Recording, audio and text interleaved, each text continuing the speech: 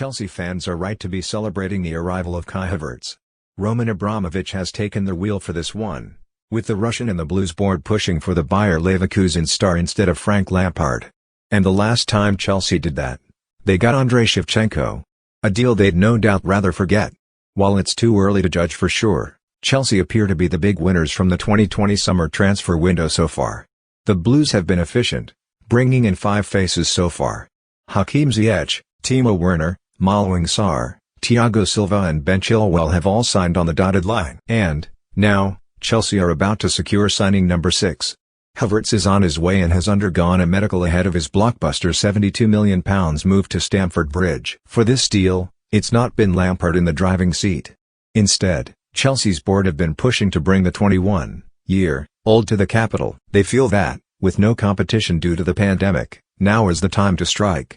Havertz is certainly an exciting signing. The Germany international appeared jaded in the first half of the season, seemingly struggling with the pressure placed on his shoulders. But he rallied by the end of the campaign, finishing the Bundesliga season with 12 goals and 6 assists to his name as Leverkusen narrowly missed out on Champions League qualification. Chelsea supporters have a right to feel excited. But, what's worth noting is that Abramovich has done this before, sign players regardless of how the manager feels about them. And, out of all the players the Russian has funded throughout his time at the capital, Shevchenko remains one of the biggest blotches on his record. In the summer of 2006, Chelsea were eyeing reinforcements. With Manchester United strengthening up north, the Blues knew they needed more superstars as they looked to win a third title on the trot. And Abramovich felt it necessary to sign Shevchenko, who had made the decision to leave Serie A giants AC Milan for a new challenge elsewhere. The Ukraine international was operating at the peak of his powers at the time. He scored 28 goals from 40 appearances in his final season at the San Siro, having scored 26 from 40 the previous year. Shevchenko was a player entering the prime years of his career. And Abramovich felt his signing was necessary, particularly with his eyes firmly on the Champions League title as well. Except Jose Mourinho, manager at the time, didn't feel the same way. The current Tottenham boss had Didier Drogba as his main striker, while also having Salomon Kalou, a new arrival, at his disposal. He also had Hernan Crespo and Idrissa Johnson.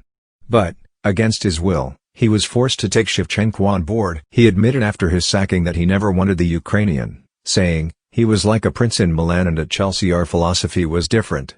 We had no princes. Everybody needs to work like everybody else and everybody needs to prove he deserves to play." I think maybe he lost some self-confidence. Step by step a player goes in the wrong direction. He was not my first option but the club gave him to me as a second option. Things never worked out for Shevchenko. Mourinho spent a year trying to get him back to his Milan best but he never took to the forward. In the end, things were taken out of his hands.